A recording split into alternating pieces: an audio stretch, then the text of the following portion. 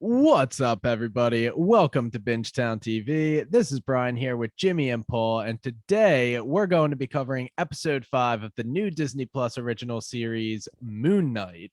This episode was entitled Asylum, and it was a big one, and we got some clarity on questions we've been asking since episode 1, but I still find myself questioning the nature of our reality here. Maybe that's just me. But maybe I'm getting a little bit ahead of myself here, because before we continue, it brings me great pleasure to welcome Zach, the comic book guy, back to Bingetown TV. And Zach, you yourself admitted right before we started recording that you don't have a whole depth of knowledge to pull from the comic books about Moon Knight. And I feel like everybody's kind of in that same boat. So I kind of want to just give you the floor to generally talk about the character, the series, what you know, what you think. What do you got? Well, I don't, and thanks for that intro, Brian. But I mean, compared to the other, non-Bingetown fraud podcasts out there, I can run circles around them with my Moonlight knowledge. So, I'll drop a little heat on you here. Nice. No, so I mean, I have definitely been enjoying the series. I do, have some musings, I think, on kind of the nature of like the 6 episode, manifest that Disney Plus is kind of back themselves into, that I'm not sure entirely works, but a lot of that will kind of come down to how the series ends. So, I do have some qualms with Moon Knight as a whole, but like the highs are really high, and yeah, I've just really enjoyed it a lot so far. Oscar Isaac definitely redeeming his Star Wars crash and burn from Disney. Yeah, I mean, usually Big Z, we have you on here to give us full knowledge. We had you on for almost every single our Disney Plus show, right? I mean, have we had what we had starting WandaVision, right? I didn't do We What did If. everyone. I The did only What one, If for Hawkeye. yeah, the only one we didn't Well, do we is did What do. If, and Hawkeye we actually didn't cover fully. We Yeah. jumped on another pod to do a guest spot, but yeah, so we've always had you come on, give us all that extra information. I know you've listened to the pod. You've heard us give you the props every episode, almost saying we'll talk to Zach the comic guy. So we've been waiting for you. We're happy you're here, man. Let's start here. I just want to start here, and you tell me, how do you feel about Moon Knight as a character for the MCU now, the changes they made when it comes to the supernatural side of things? Yeah, I mean, I guess it's kind of there's just like the inherent coolness or interest of the character, which is definitely waxed and waned in the comics over the last 40 years. Much more emphasis on Wayne. Like, he's had some really cool runs, but you look at them and they're typically less than 20 issues, and then there's like 5 years between them, right? So they end up being these kind of like maxi series where even Brian Michael Bendis, who was a big Marvel scribe in the early aughts, had a Moon Knight run that only ran 12 issues and then just kind of ended. So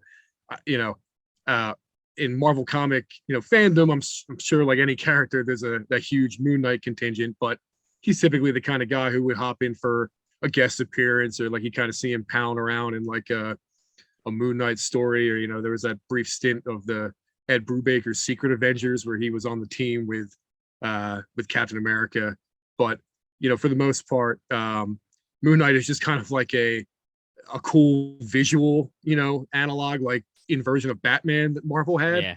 And writers have constantly toyed with the idea of, is it DID, is it Khonshu, are the two related? And the continuity of which is the truth kind of changes depending upon who's writing the series, right? So I think it's appropriate that the series has kind of tried to dance in both those worlds, and sort of not make that kind of the focal point of what the series is about, but you're definitely asking the same questions. So I think going with the tone being all over the place is definitely a choice. And I think for a character as troubled as Moon Knight, it makes a lot of sense. It's like Tomb Raider in one episode, Indiana Jones stuff, and then you're doing psychological thriller horror stuff. Like, Disney's confident in that they can pull it off. The pacing is like pretty herky-jerky so far, but I think episodes 4 and 5, in my opinion, have been far and away the best 2 episodes of the series so far. Brian, I saw you with your hand up. I did. I was just going to say, you were bringing up an installment of Moon Knight in the last episode. Have you ever read that Lee Meyer run? And do you think that's kind of what they're playing off of for this series? Yeah, Jeff Lemire and Greg Smallwood run on Lemire. Moon Knight. Yeah. There's also some stuff. There's like a quick run called Vengeance of the Moon Knight by Greg Hurwitz and Jerome Pena, where they had like Bushman come back, and there was a brief reference to Bushman in this episode. Yeah. He was a pretty terrible villain, but Jeff Right. Lemire run and the Greg Smallwood run with a big emphasis on Khonshu and the relationship between Mark and Steven, and taking Mr. Knight from more than just like a cool visual element and actually making him part of the story. Yeah, those are pretty heavy elements they're picking up on here. I have read that run and I enjoyed it a lot. Okay, now before we go any further, I know we don't want to like get too much into giving a full season recap here because we do have a lot to talk about. But my question for you before we get into the full episode is that you texted me after episode 4 saying you weren't really too into it in episode 1 through 3, and 4 brought you back.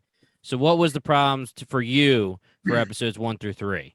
No, I think the pilot's fantastic. Like Mark Spector is who I think of with Moon Knight. So the decision to start with Steven as the focal point kind of threw me. I really hadn't done too much reading into any plot synopses, and again, like the Stephen Grant character in the comic books is kind of like the Bruce Wayne equivalent. Right. So making him a gift shop attendee kind of threw me, but I found myself really enjoying it.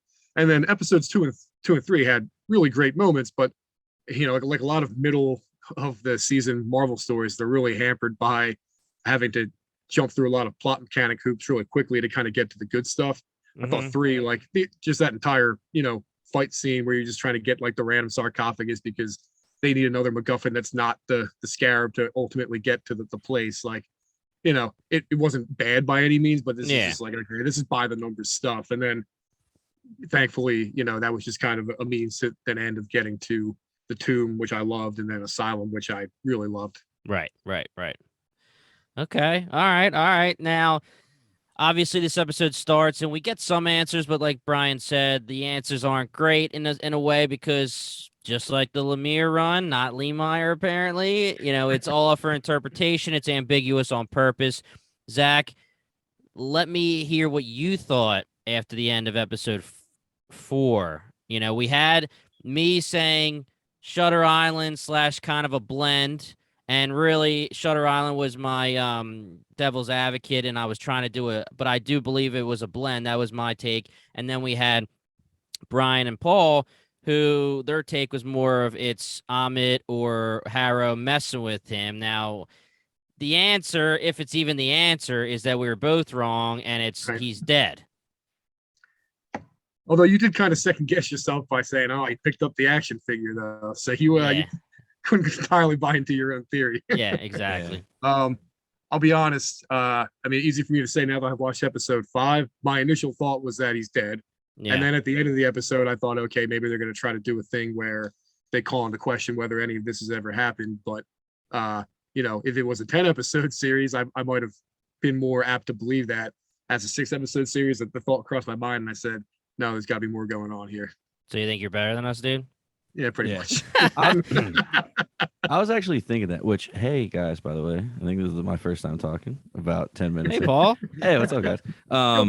Hey, I was like thinking back. I was like, how did we not think about that? He might actually be dead. I mean, after everything that we saw through episodes 1 through 4, like him getting shot, or so we heard of him getting shot and being brought back. Like, why didn't we actually think about, hey, he might be dying, like he could be dead right now? It was. Well, let me interject on you here because we did kind of say he might be dying, okay? And when I was talking about your stuff with Harrow, when you both were saying that, I said, well, what about he got shot in the chest?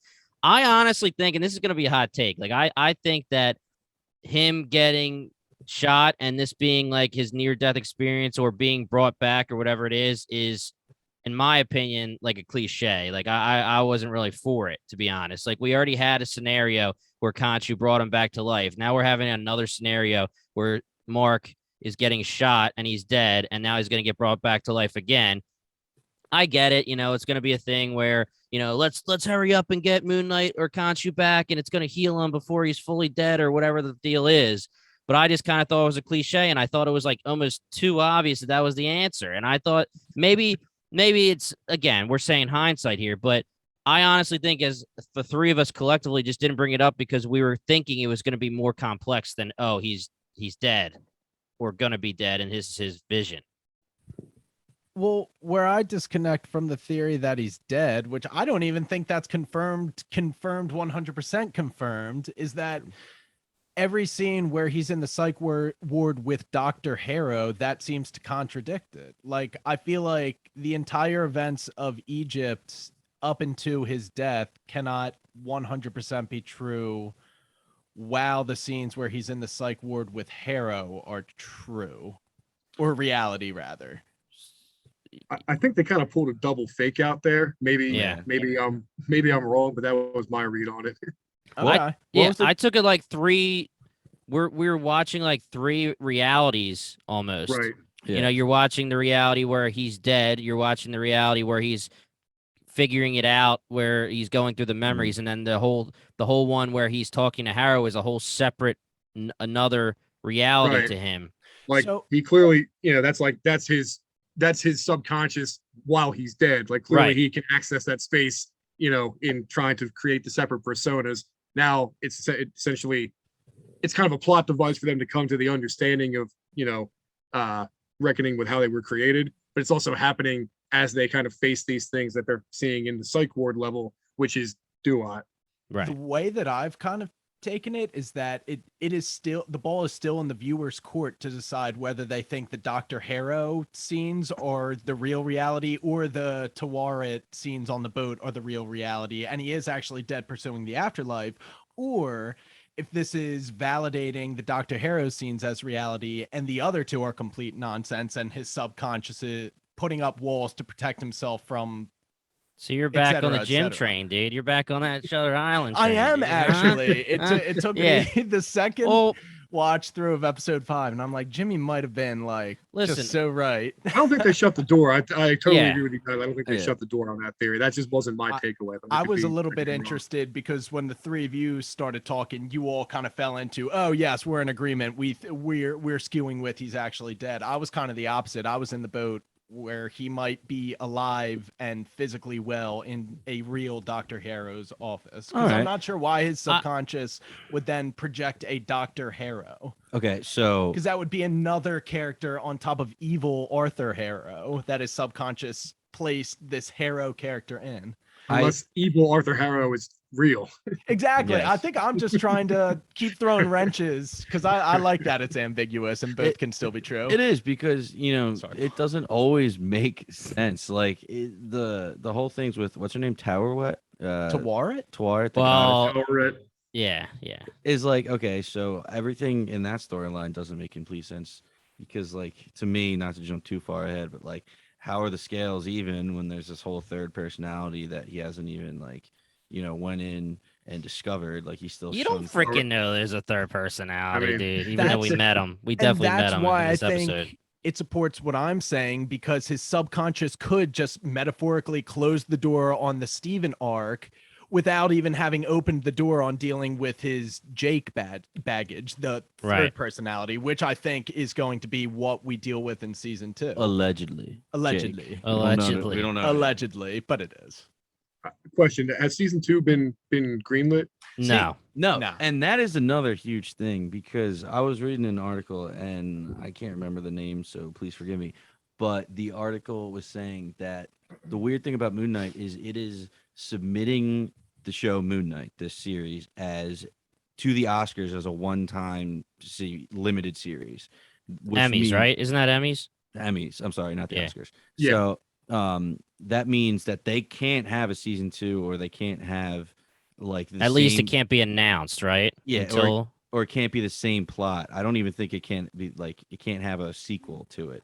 So because it's being put into the limited series category, does that mean he's not going to have another season? Does that mean he's only going to be in the movies? Yeah, it's a very good question. If you chart out the typical narrative arc, like in a 6-episode series, like introducing Jake in the final episode would seem like crazy. But after the end of Loki, anything's possible. Jake was already introduced, guys. You don't think we saw him talking to Harrow with the busted We nose? You saw don't think him. that was Jake, dude? He did kind of have like a glassy look in his eyes. Like it He was seemed busted. Like He had the busted nose. He was way more violent. He tried to attack him with the pyramid glass thing, and then he comes back as Mark, and he doesn't have, and his face is fine. It's he fine, doesn't remember being injected either. Also, I was reading on Reddit, some people think there was a third accent peeking through. He was kind of like furious and enraged, but people thought it was like a kind of like a Brooklyn-y De Niro knockoff, which sounds he's like a taxi driver. Jake, yeah. Also, there was a lot of taxi imagery in these scenes. Oh, the scene when he's standing outside of his mother's Shiva and he can't bring himself to come in. Mm-hmm. Is that possible that was Jake instead of Mark? I think that was taxi right there. Yeah. Okay, I didn't even think about that. That's pretty cool. All right, I'm on board then. And Oscar Isaac did say that we will get a confirmation of who's in the third sarcophagus, or in the second sarcophagus, I guess, technically, in episode 6. He said that? Yeah, he did say that. We will find out who was trying to get out. Just don't talk about it. You remember when Paul Bettany said some stuff? Remember when said Elizabeth Olsen said some stuff about WandaVision? I'm not. Nah. I don't like any of this. Don't hyping up. Yeah. Paul Bettany and Elizabeth Olsen said a better freaking cameo than Luke Skywalker. Are you kidding me? A second vision is better than Luke Skywalker in Mandalorian. Dude, but let's not talk about WandaVision. How many times have we brought that up? One more thing on WandaVision, though. Penultimate episode of Moon Knight and WandaVision kind of used that same narrative device of being led through previous memories, and I'm now realizing that I enjoy both of those episodes a lot. So maybe it's just kind of a tried and true formula because it works. Yeah, just love backstories, man. Yeah. What? I mean, you had said in episode 1, Jim, like, they're not going to work with the origin story. It's going to throw you right in, and they kind of try to do both here because this very much was the origin story, but by way of plot, not by way of just like a narrative dump. Which is cool. I like that a lot.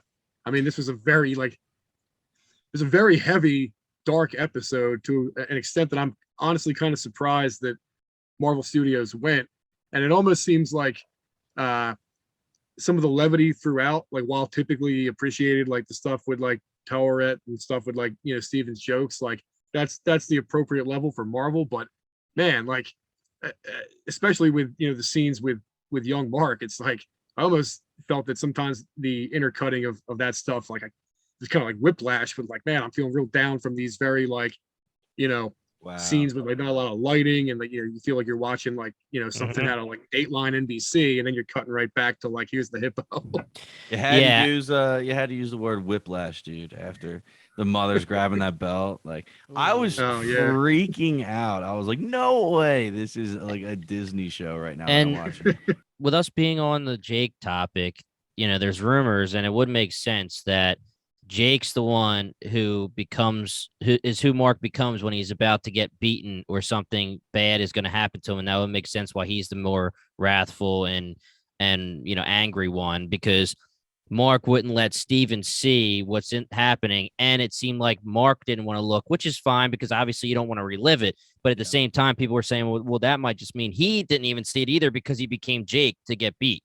That's a very good theory. Yeah.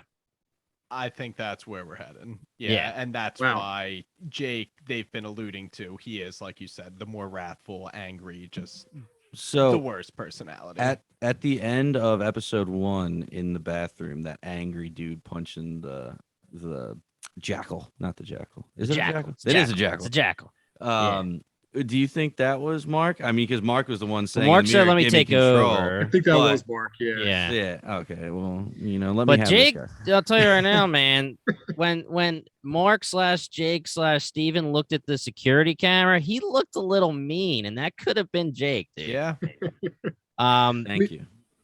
The fact that like the scene that flashback of like why'd you kill them? Mark saying I didn't kill them. Like didn't they like show that in the previously on in like episode 4? Mm-hmm. Like that clearly wasn't done as a mistake. They're gonna have to come back and address that's that. Jake. Yeah, we said it on the pod. That had to have been Jake because they both said, who was that? What's going on? Did you do that? Right. Did you do that? We were saying, is it either Jake or Khonshu? But Khonshu wouldn't have made sense because the whole point of Khonshu is I can't take over your body. You have to do what I tell you to do. Right. I just going back on kind of how I was kind of knocking and just kind of more just trying to process my thoughts on kind of the like cinematography approach they took with the contrast between the scenes of these very dark, Yep. child Hard to abuse, see.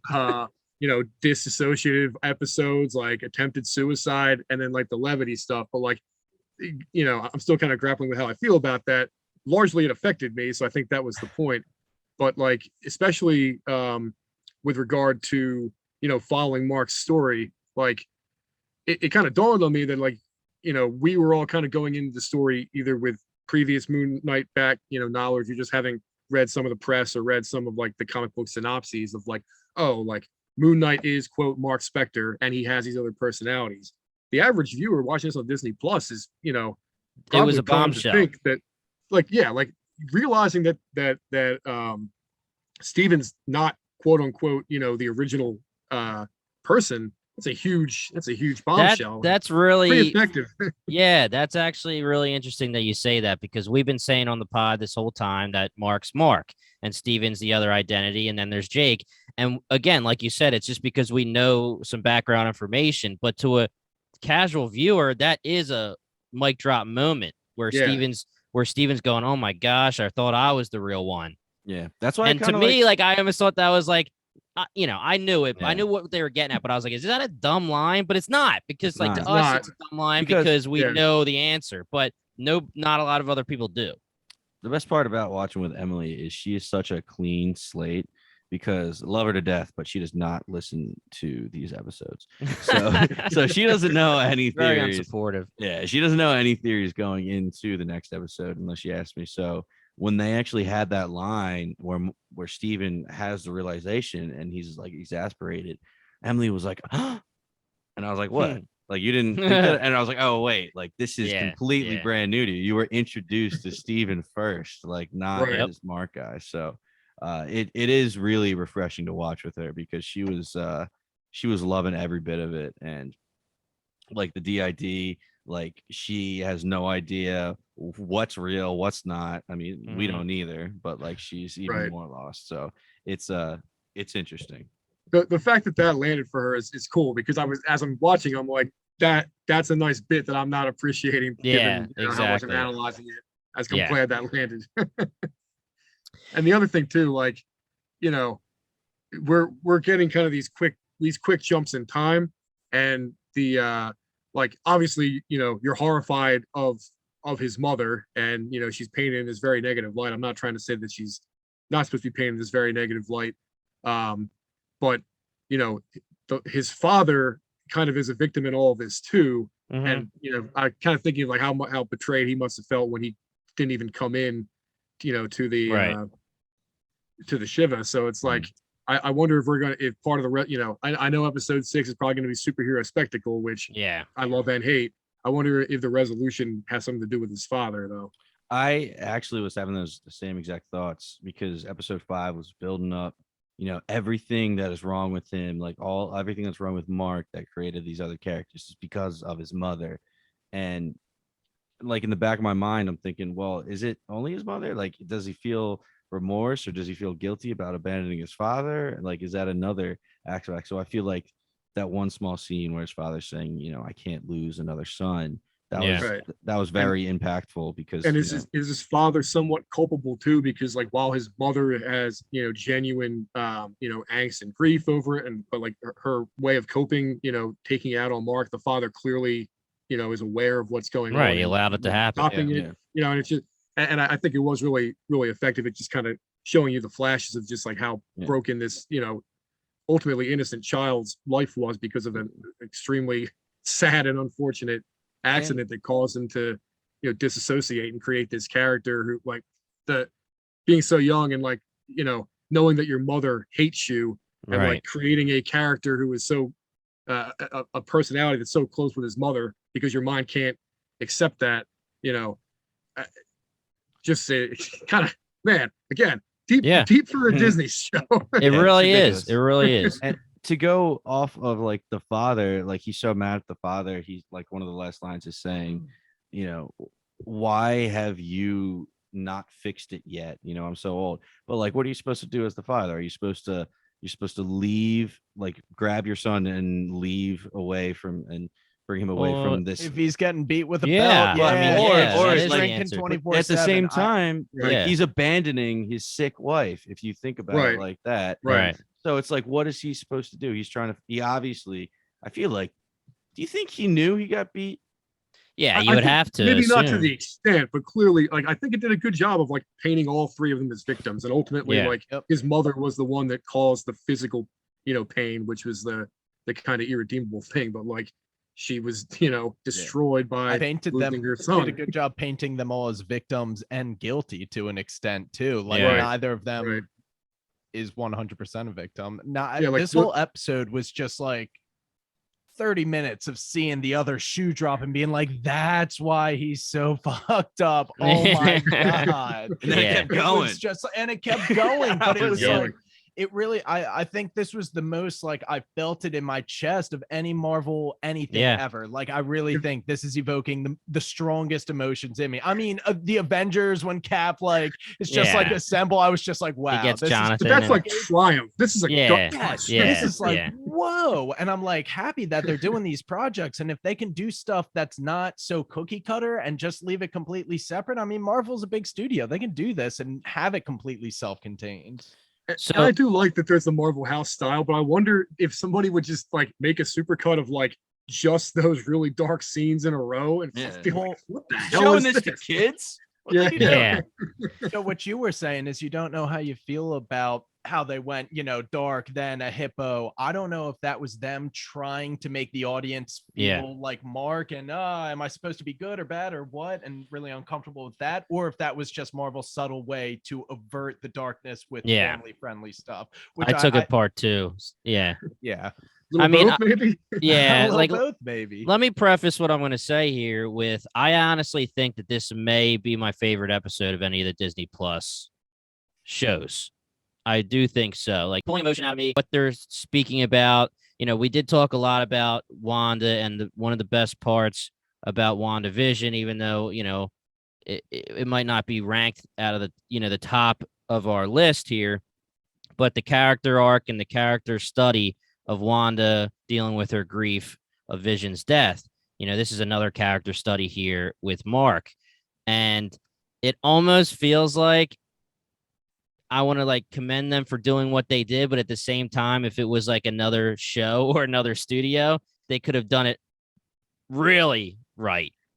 And Right. because I do think that the going back to the family friendly stuff, back and forth, where they're trying to make sure they're like, okay, we got to make sure the kids are okay with this, because that's really what Marvel is. It has to be family friendly until they one day hopefully push, and they just say, all right, here's Daredevil, here's Blade. We're going to have a couple TVMAs. I mean, I know that they said Deadpool's going to be R and stuff. You're going to have to at some point push it a little bit and maybe just have that, whatever disclaimer before the episode starts saying like, listen, this is a more adult version of the show. And it's very tough because everything has always been family friendly. But I do think it could have gone even better, diving into the mental illness part of it and not teaching us a lesson, but teaching us something, telling us something more so if it wasn't back and forth, how they did it.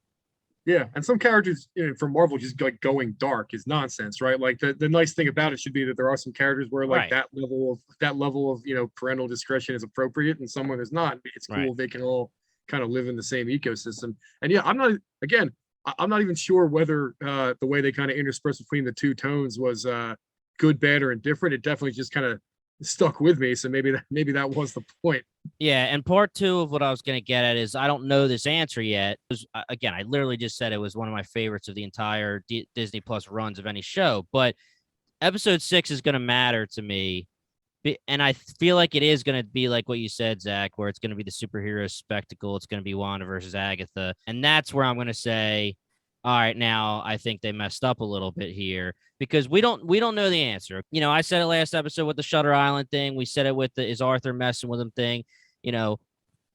I don't like the fact that it might be that, okay, here's the answer. He was dead. Now he's going to come back to life. He's going to fight Arthur and yeah, we're done.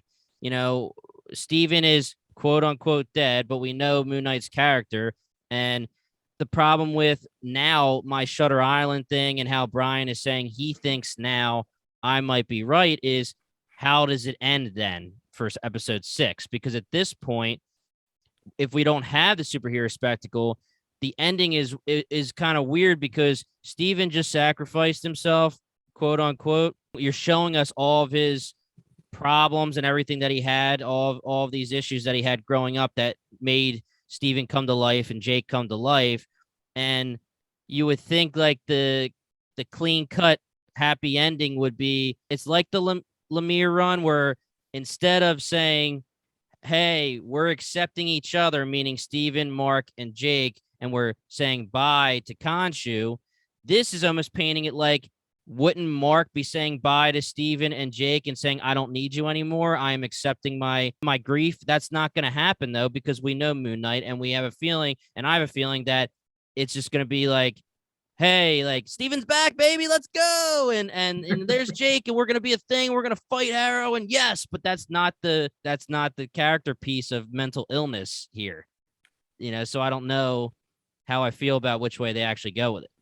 Real quickly, just for the whole superhero spectacle in this, finale episode, I feel like it could definitely go the route that the Falcon and the Winter Soldier did, where, they did have that big fight superhero spectacle in the beginning of the episode, and then they kind of wrapped up with Cap explaining to everybody and actually diving down into like the real behind the scenes issues, not like Right. the main villain plot. I feel like they could do that a lot here with Mark resolving everything with his DID and actually maybe saying goodbye to Jake and Steven.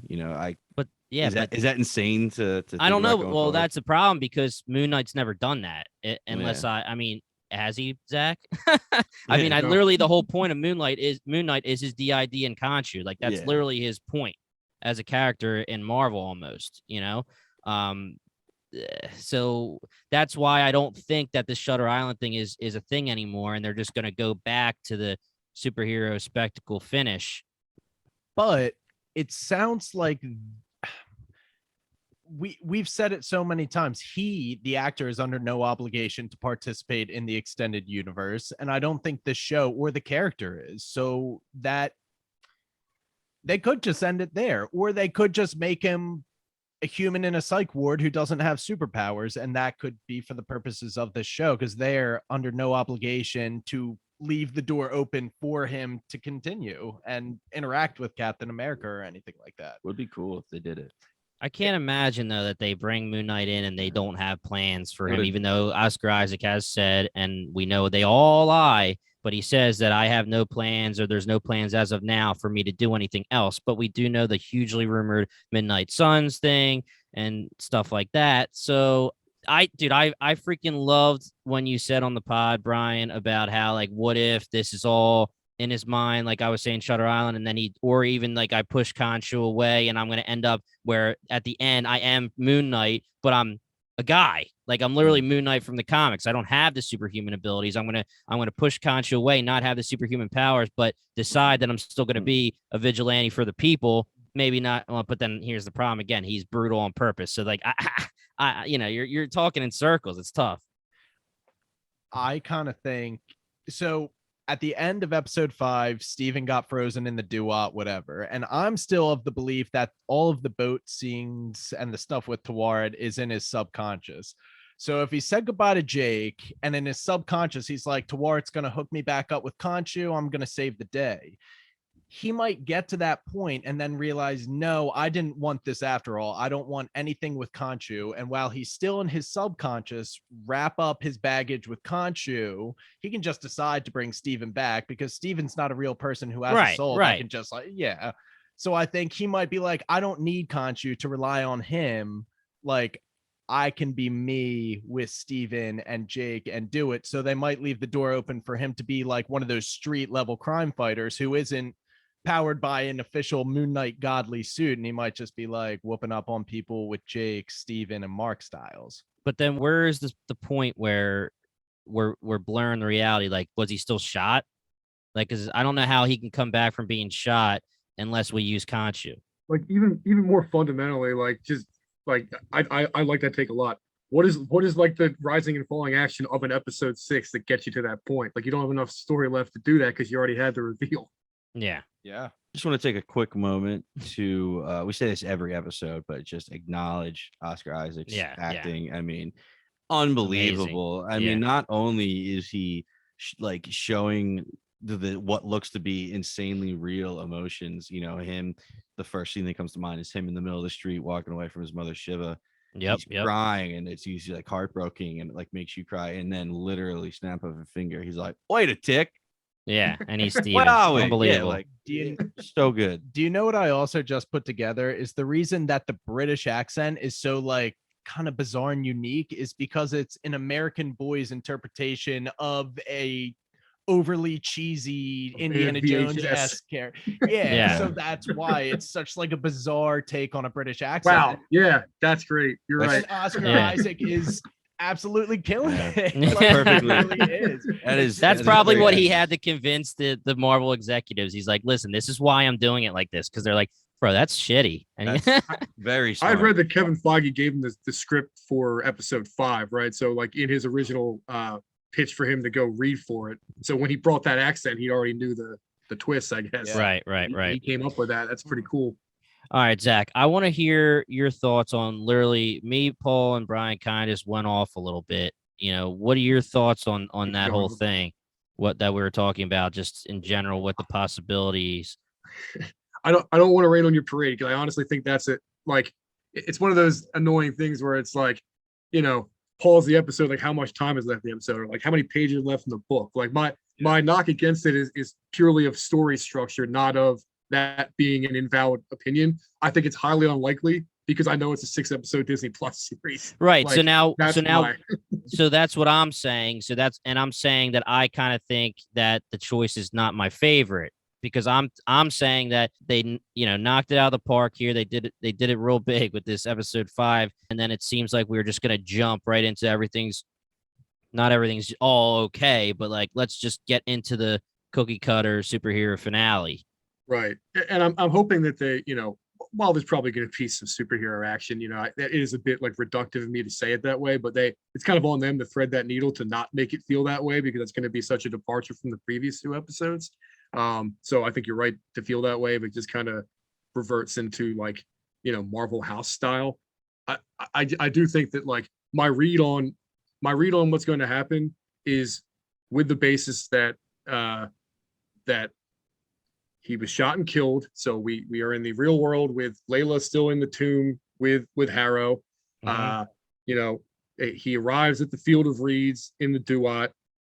Steven's been, you know, sent down to oblivion. And then the Dr. Harrow conversation is in the subconscious of the dead, you know, Mark Spector characters, right?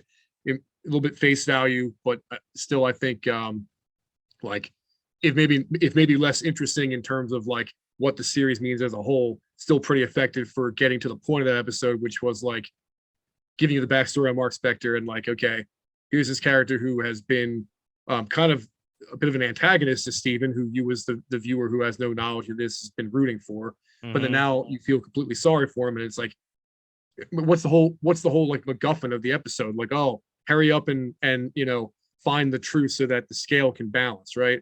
I'm sure there was an actual quote as to like what that means to balance the scale, as far as like what you're trying to, like, your heart has to be pure or something. Clearly, like, Mark killed a bunch of people, and yet he still gets to go to the Field of Reeds, right? So it's like a journey of self-discovery in this particular version of the afterlife. I did think it was cool how they mentioned that it was like a version of the afterlife, the Duat, that mortal beings couldn't comprehend, so they had to substitute, you know, for the Asylum, as opposed to the astral plane, which they could comprehend, which was a nod to Black Panther. Which yeah. The ancestral plane. That was ancestral plane. The ancestral plane. Sorry. And you'd be surprised at how many intersecting planes of untethered consciousness exist. There you go. Right. Yeah. There's the line. Nuts. So like if we take all that as given, like, okay, what's a satisfactory you know, stakes to even be in the final episode? Well, we see all the stuff raining down. That's presumably like Harrow is now awoken Amit, and he's just going around like weighing the scale. You want to die? Just like weighing the scale in front of people. Minority Report style. You get a death. You get a death. Yeah, so there's got to be like there's going to be some sort of action set piece of like he's trying to do a thing to kill to get the widest spread, and then Moon Knight's got to stop it in that reading of it where that's going to be the final conflict. It was very strange to me that like you would think that the balancing thing would be okay, him forgiving himself, it wasn't his fault, or it was an accident that his brother died. Yeah, that didn't do it. Like they still got attacked by the creatures, or maybe it would be like repenting for the people he killed. That didn't happen. The thing that made it so he could pass in the Field of Reeds was like the damnation to eternal hellfire of Stephen. Yeah, which is it as simple as there were two hearts and it couldn't quite understand how to balance these two, and now there's one, you're good, maybe? Or are we supposed to take that as like it's positing that because Stephen was like, when he disassociated and created this personality, Stephen was like a falsehood or like a virus that had to be purged, which I hope not, because that's a pretty dark statement. I took it otherwise been a nice handling of something as complicated as DIT. Yeah, I took it like what you were saying in a way where you forgive yourself. It was an accident. Your brother died. Your mom took it out on you when you're a child, and you basically took it until at this point in your life that it's your fault, right? And Steven was his coping mechanism. So he can't accept everything while Steven still exists. That's okay. But it's a shame because our good guy Steven onto Steven. Yeah. Right. No matter what, if Steven exists, that means he's not accepting everything. Yeah, just to go back to what I said a little bit earlier this episode, the only thing that bothers me about that is this whole other third personality. Like, how is he whole in that Zen? And Steve's coming back, man. That's yeah, right. Like, I mean, it's have a triumphant comeback. Yeah. The whole thing was a little weird to me, and I didn't understand like how he's officially at the Field of Reeds when there's still unanswered parts of his like being. Almost seems like. But whatever. We'll see what happens. Is he gonna fall from the Field of Reeds? Do you think like Layla's gonna teleport it back up? Yeah. He's coming back, dude. But you have to think that at this point, you just have to accept that you came into this knowing that we're getting Moon Knight, and you take him for what he was in the comics, and you're just gonna have to accept that Marvel's gonna pick the way they want him to be, and that's how he's gonna be. So. If you know the comics, you would question this character arc right now and have episode 6 end. And if he gets more time, you're going to say, well, how can he be this like brutal guy who's going to be beating the shit out of people and bloodying them and fists of justice and vengeance? Like you would think that this is supposed to end with him accepting who he is and becoming, more a blend of like Mark and Steven. But if Mark and Steven and Jake still exist, you would think that he is going to do that, but Marvel's version is probably going to be like, here's Mark. He's going to be doing his thing. He's like the badass. And now we're going to have Steven, who's like the comedic relief. And then we're going to have Jake, who's like, sometimes he like lets him off the rails. And it's going to be like Moonlight.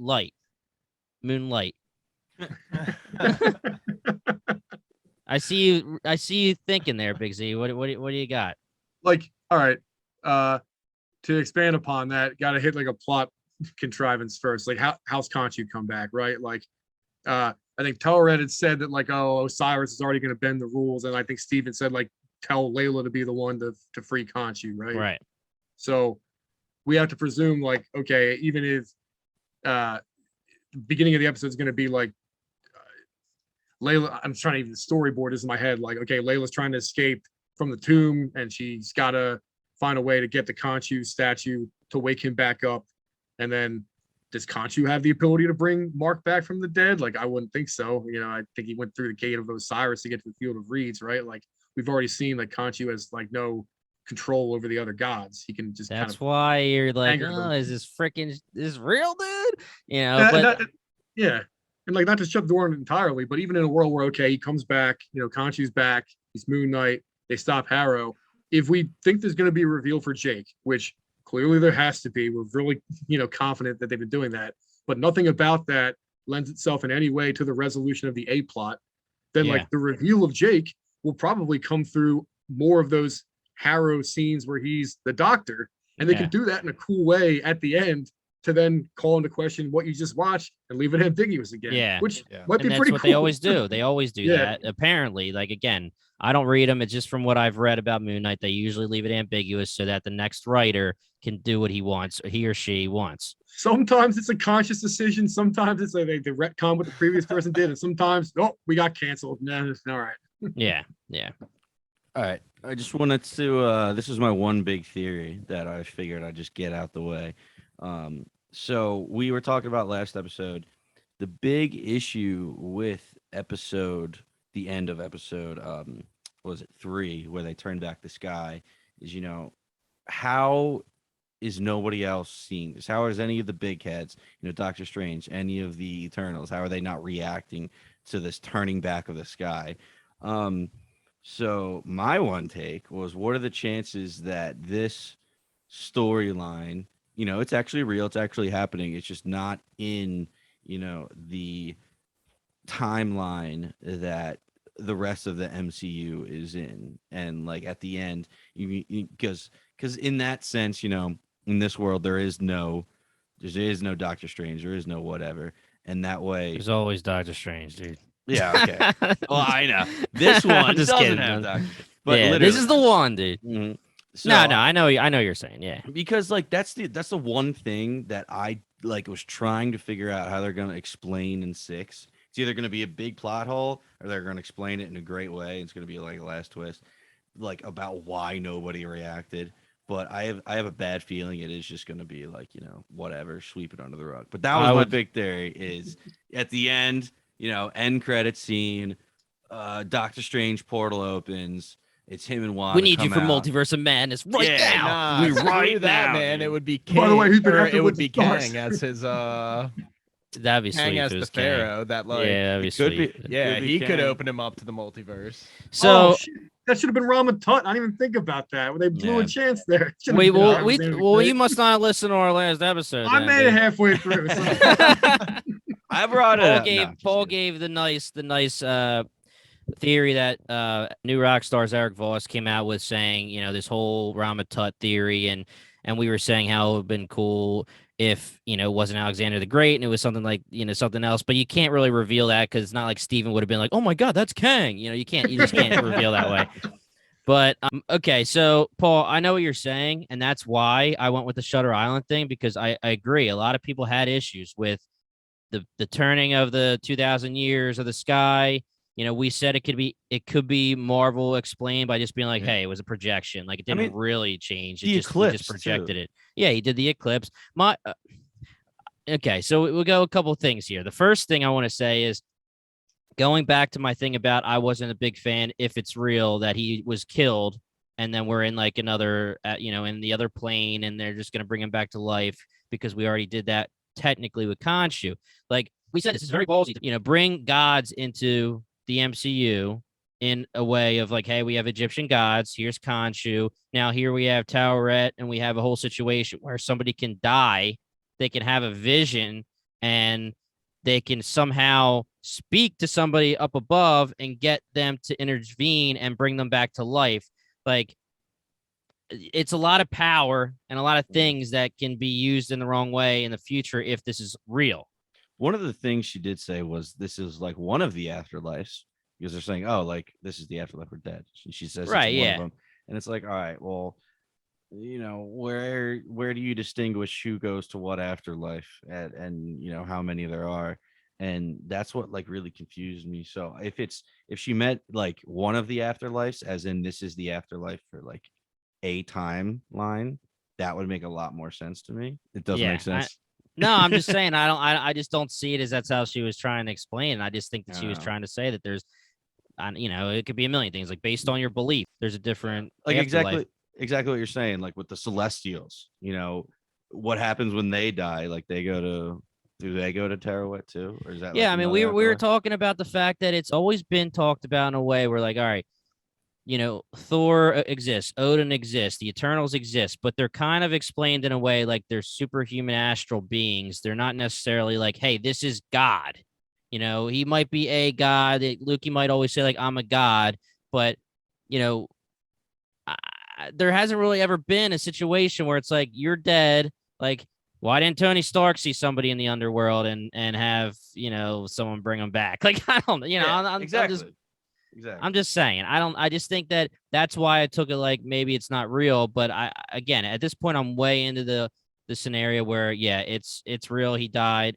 They're going to have the scenario up above where Layla's got to bring him back. I just think they're going to have Khonshu bring him back. Maybe it's another near-death experience, and this is a vision in his near-death experience to the point where he's clinging to life and he's having this all in his head, maybe. All right. And then that makes it not real, but it's still on his head.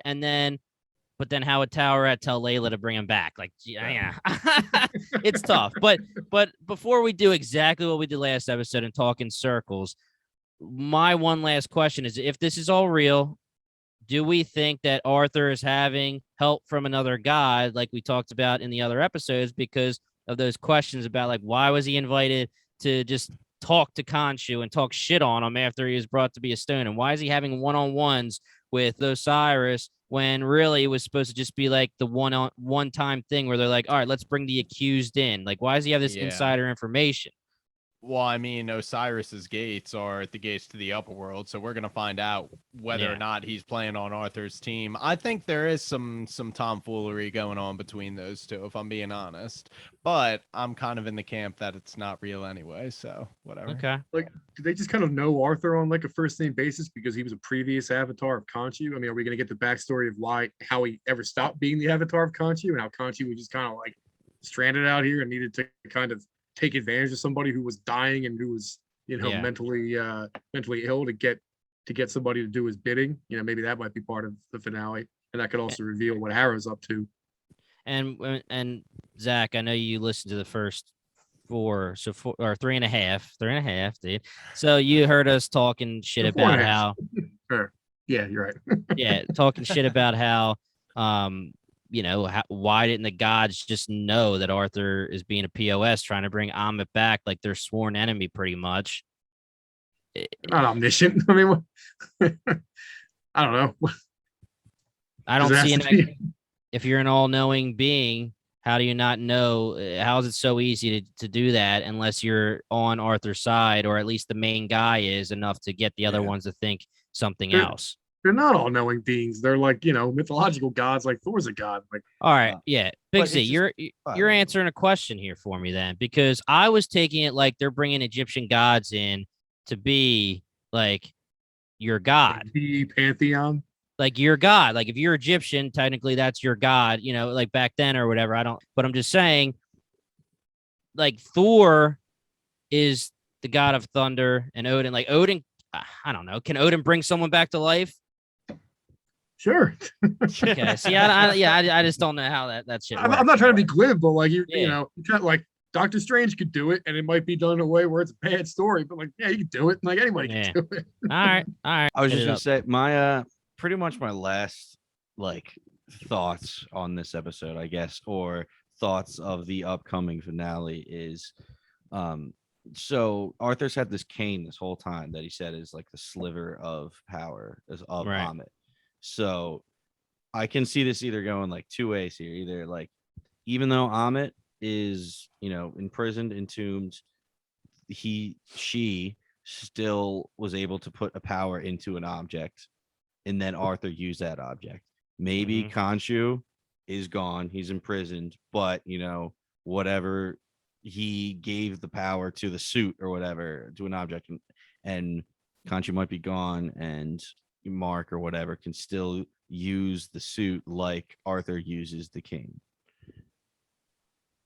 And you're saying I follow. Yes, the you're saying like of Layla a god would have to might get it? still have power without the god being looking over your shoulder, which would allow Mark to continue being a superhero without Khonshu. So that's a good call.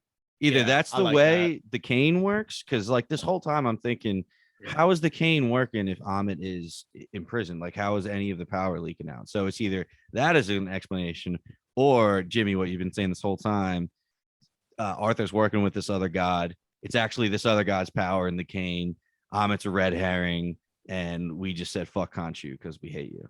Like maybe that was like the end goal. Zach, why can't most people see the jackals, dude? That's a very good question. I forgot we don't really have the answer for. I mean, speaking of things we don't have the answer to, I guess think about Steven's goldfish. Like what? I guess, Well, no, I have No, the we answer did to get an that. answer, Yeah, yeah. I do have the answer to that. That's the Hold on, drawing. hold on. Let me try to put this Oh, together. All right. Okay. All right.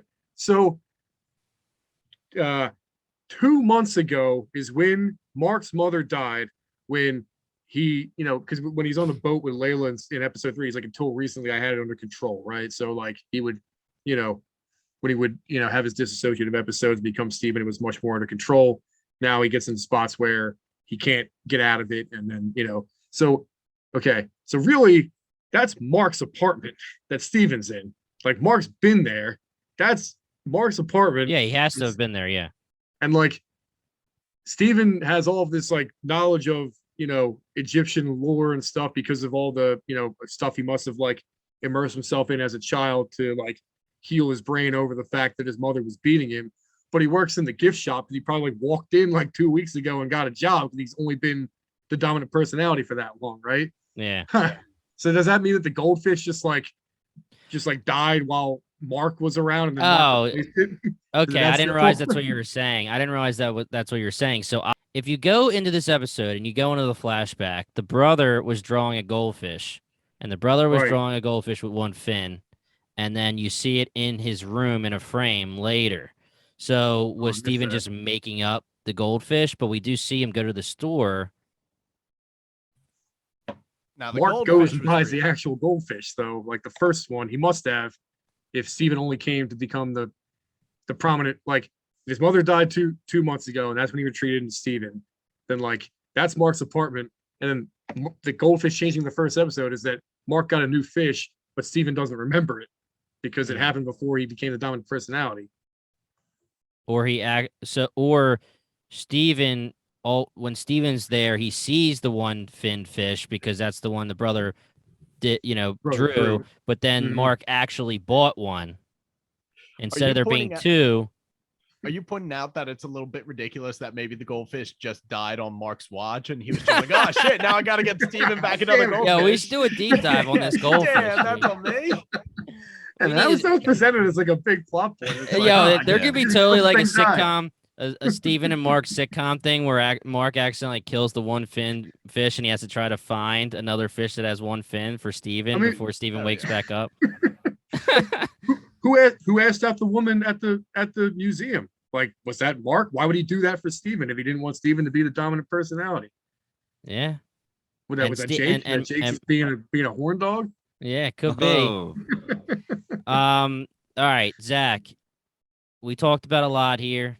Anything else about theories? Anything we talked about in general that you just need to get off your chest or that you want to say? What do you do? I think it's pretty incredible how different this show is in terms of like tone and plot specifics from all the other Disney Plus stuff, and yet how we're so immersed in kind of just like the Marvel way of thinking that like it's the exact same thing. Like there is some penultimate episode examination of a deep character study. There was a lot of stuff that were mysteries that were laid that were intentional that we got right, we felt good about. There's a whole bunch of stuff that's just like not really besides the point. We look too much into it, and it's going to end on a fight that is going to be cool, but maybe not what we had anticipated it could be. I think it's going to be the entire Disney Plus Marvel, series to this point in a microcosm. Yeah, you nailed it. But are you I guess entertained? Yeah, right. I'm entertained. Yeah, right? I'm entertained. I am entertained. I do think that I'm probably enjoying the, with my first watch of that episode, just being entirely taking it at face value that he was dead. Maybe if I go back and watch it a second time and try to see it another way, I'm going to have some more takeaways. But, with that read of it, I still found it like extremely affecting. And if I had to like think about the way the series is kind of structured, it's kind of weird how it's like 2 episode act 1, in London, 2 episode, act 2 in Cairo, and then whatever the hell 5 and 6 are going to be in either Duat and back in Cairo, or like in the Mindscape. Like, if the Netflix series like suffered from being bloated to 13, I'd like, come on, you're Disney. You, like, couldn't this have been 8? Like, couldn't you have gotten like a couple more in there? I feel like this is like this. I feel like this needs another episode or two, but I really am enjoying it. There's a lot to finish with here, and let me just kick myself in the ass here, okay? Because I do want to say, in defense of Marvel, how I was saying that I was a little pissed off about how it's like they had a chance to go, if it wasn't Marvel, they could have gone all in and gave us like a huge character study on this mental illness, the DID thing, Mark Spector. We should be commending them for actually taking a step. Like doing what they've done so far, because they could have just gave us, Moon Knight just being like, oh, I'm a guy and I have 3 personalities and sometimes I'm mean, like now, they gave us a step, and we talked about this with the blood. We talked about this with the fight scenes. It could get more and more and more, like Deadpool radar's coming, maybe Daredevil gets darker, this and that. They're taking steps. So maybe these are the first steps. I think too, like to your point, it's kind of absurd to say like in an episode with a talking hippo, but like they should be commended for that's a very, very mature depiction of DID. Like they clearly had people who were psychiatrists or even people who suffer from it, like consulting like this. It did not take it lightly amidst all this fantastical stuff that could have just made that just some other element, for shock value. But like it made it actually the point of the series. So even if the plot ends up being a little like by the numbers in the end, it's an extremely like mature and effective examination of a man suffering from a trauma he suffered as a boy. Yeah, agreed. Work by Disney. Yep. I feel like I might be good cutting it there. That was a really good wrap-up sentence, unless anybody else has any glaring points. I'm just hyped for episode 6. Because I'm ready to go for episode 6, man. I'm gonna point my finger and say, I was right. This doesn't take place in this universe.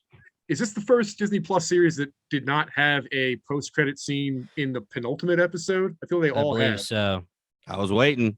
I Speaking said I'm not gonna be that guy. All right, one last thing. Speaking of penultimates and end credit scenes, let me ask you guys a question. Every other Disney Plus show has kind of used post credits or the ending of the season to bring it out into more of the larger MCU if it wasn't already into it large enough. Do you think we're going to get any cameos? Do you think it's going to stay in its own bubble? What are you guys thinking here? I already said mine. You have Doctor Strange coming to bring him back into Doctor Strange and Wanda saying, "We need your help. Come to this multiverse of madness." I don't see how.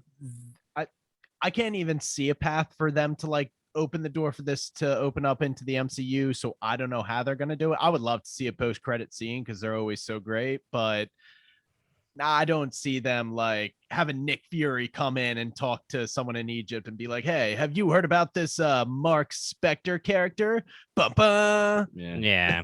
My thing would be, I think the only thing that would make sense, since it's been brought up by Oscar Isaac himself and has been talked about by a million people, is what if you bring in Blade or you bring in Daredevil or somebody to recruit him for the Midnight Suns.